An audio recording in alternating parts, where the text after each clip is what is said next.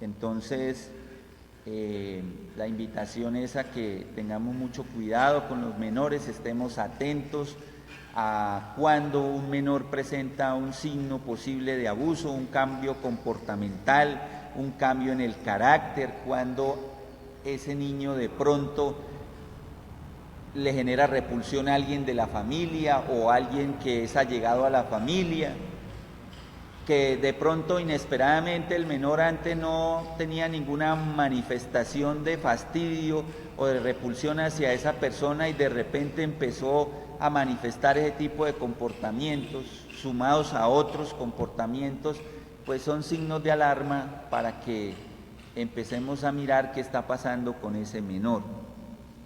La regla general es que los menores que siempre están siendo abusados presentan signos de comportamiento diferentes, tanto en el colegio, en la escuela, como en la casa. Una regla general es que siempre bajan el rendimiento académico, se vuelven retraídos, no ponen cuidado, la capacidad de atención hacia lo que el profesor les está enseñando se ve menguada, signos de depresión, tristeza, todo eso conlleva a detectar cuando un menor puede estar siendo víctima de un abuso sexual.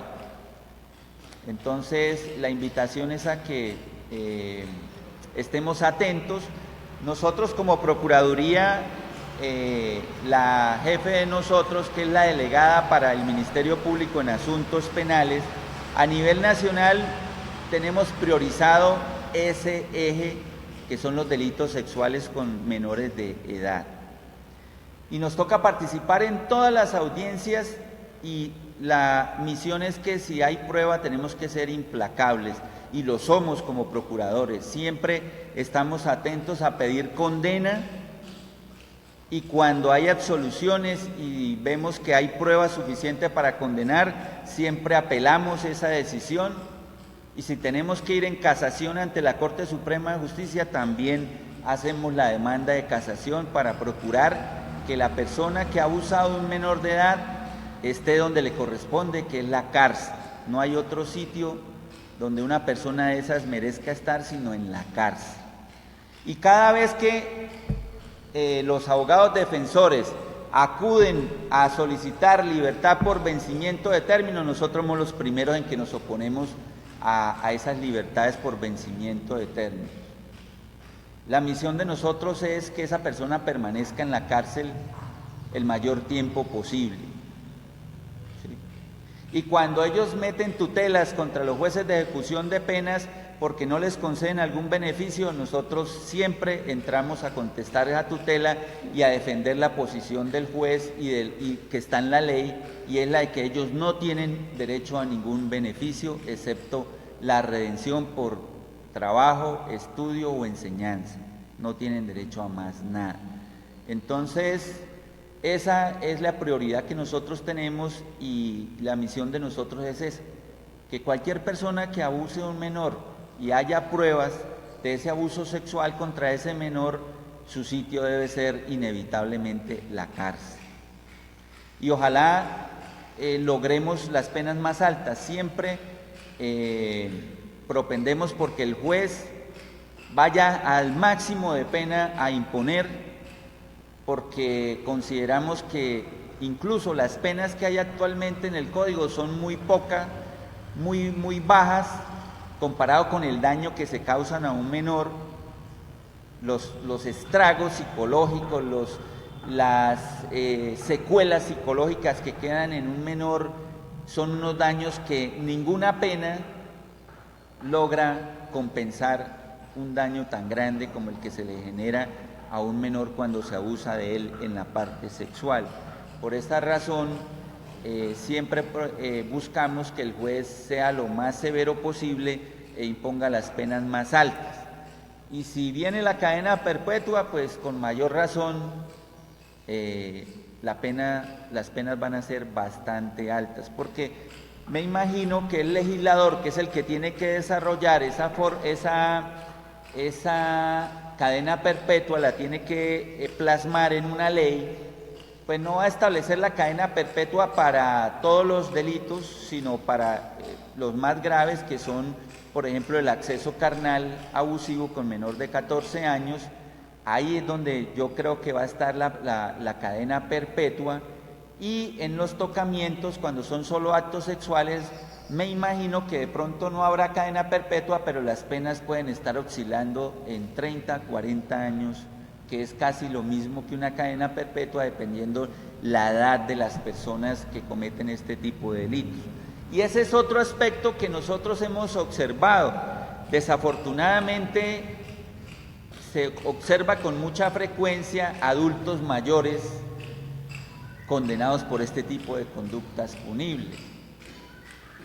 Y los hemos visto morir en la cárcel del Socorro. Ya han muerto 3, en el tiempo que yo llevo acá, ya han muerto entre 4 y 5 personas, adultos mayores condenados por delitos sexuales contra menores. Porque personas de 60, 65 años condenadas por ese tipo de delito y no hay otra solución que la cárcel, allá se mueren, porque se enferman, porque el cautiverio va menguando su salud.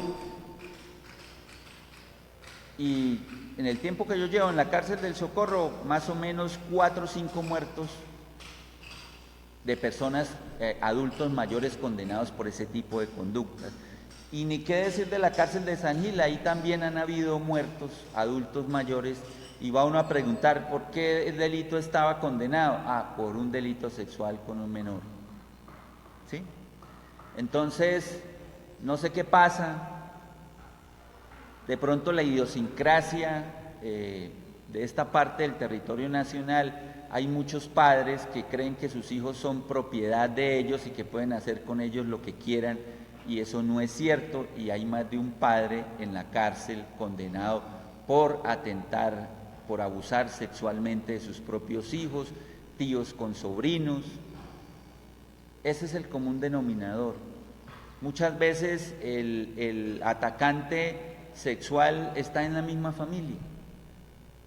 Por eso los padres no se deben confiar de nadie, y deben estar atentos a cualquier circunstancia que pueda prender una alarma. Porque, vuelvo y repito, si ustedes van a las cárceles y preguntan, generalmente son el papá, el tío, ya adultos mayores condenados por este tipo de conductas punibles, y a penas muy altas con la edad que tienen, allá mueren. Ya han estado muriendo en las cárceles por esa situación.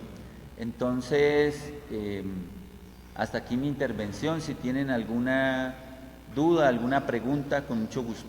Se me olvidaba que últimamente se ha vuelto de moda por medios informáticos también cometer este tipo de delitos contra los menores. Y la Corte Suprema ya sacó una sentencia en la que dijo, si un adulto le envía a un menor vía WhatsApp, vía Facebook, cualquier otra red social, imágenes pornográficas con la finalidad de incitarlo a prácticas sexuales, comete el delito de actos sexuales con menor de 14 años.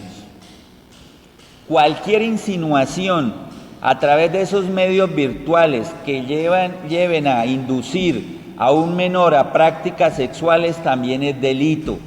Como mínimo se configura un acoso sexual. Hay un caso en el que yo estoy participando donde un señor que nunca ha tocado al niño para nada, señor también ya de 50 años, enviándole mensajes a un niño diciéndole que lo quiere mucho, que lo ama, que es la razón de vivir de él, y lo acosa constantemente y le dice que le mande fotos en calzoncillos. Él no le ha enviado fotos ni nada, pero ese simple hecho de enviarle ese tipo de mensajes constantes, que son repetitivos, constantes en el tiempo, lo llevaron a que lo procesaran por acoso sexual. Y la pena no es muy alta, la pena puede oscilar entre 1 año y 1 año y medio. pero ese año y medio tiene que pasarlo allá en la cárcel, porque como no hay no tienen derecho a ningún beneficio por ser víctima o un menor de edad, ¿sí? Entonces, cuando en el Socorro también ya han habido condenas de un muchacho que a través del Facebook, de un perfil falso, era un muchacho como de 30 y punta de años, con un perfil falso, haciéndose pasar por, creo que inició como una mujer, y empezó a tener conversaciones con unas niñas de 13 años, y empezó a hacerles preguntas sobre su sexualidad, a inducirlas a que se masturbaran, y finalmente terminó por ponerles una cita, y ahí fue capturado y fue condenado. Ahí las penas son bastante altas, si mal no estoy, ese muchacho fue condenado como a 15, 20 años de prisión por ese hecho, ¿sí? Y el chino no alcanzó, ese muchacho de 35 años no alcanzó realmente a tener ningún contacto con la menor. Y sin embargo, mire, fueron condenados fue condenado a una pena alta, bastante alta. Y ya aquí en San Gil teníamos otro también de otra persona que utiliza perfiles falsos en el Facebook para contactar a menores e inducirlos a prácticas sexuales. Entonces, todo eso constituye delito, y la Corte ya dijo, si se le envían al menor imágenes pornográficas, imágenes que los induzcan a prácticas sexuales, así la persona no tenga contacto físico con ese menor, ya se considera que es un acto sexual con menor de 14 años. ¿Sí? Si el menor es de 14 años. Ya es suficiente con eso para que se exponga a pena mínima de 9 años. Y no ha tenido contacto físico con el menor, pero ya es un delito. ¿Por qué? Porque a través de las redes sociales, de los medios tecnológicos, del WhatsApp, del Facebook, del Instagram o de cualquier otra red social, lo está induciendo a prácticas sexuales. Y eso está prohibido, porque la sexualidad de los menores debe tener un desarrollo libre de cualquier injerencia externa. Entonces, mucho cuidado con eso, porque la gente cree que porque lo están haciendo a través de medios virtuales no les va a pasar nada, y ya han habido condenas también de delitos a través de las redes sociales, a través de los medios tecnológicos.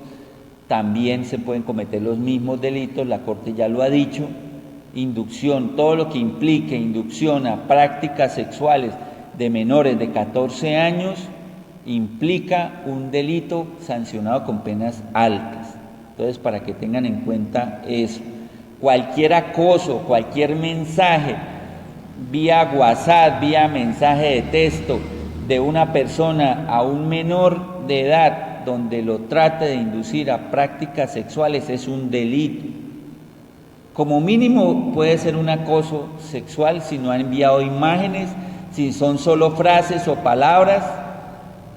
Como mínimo es un acoso sexual si es constante, si es persistente, pero si ya hay envío de imágenes al menor con contenido sexual, ya el delito es mucho más grave.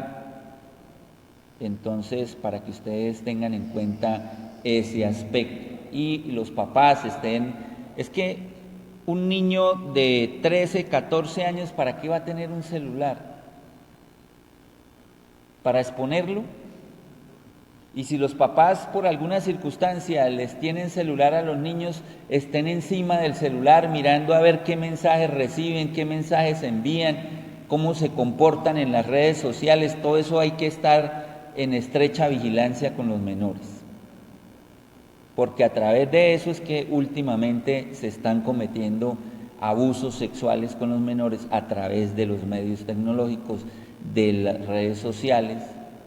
Y como parece ser que no tener Facebook, no tener WhatsApp, no tener otro tipo como Telegram, pues es estar fuera de la moda, pues lo que estamos haciendo es que le estamos abriendo más posibilidades a los abusadores para que abusen de nuestros niños. Entonces, si les vamos a dar un celular, si les vamos a tener acceso a un computador, hay que estar encima de ellos a ver qué a qué páginas ingresan, qué mensajes reciben, quién les está enviando mensajes. Hay que estar muy atentos con eso.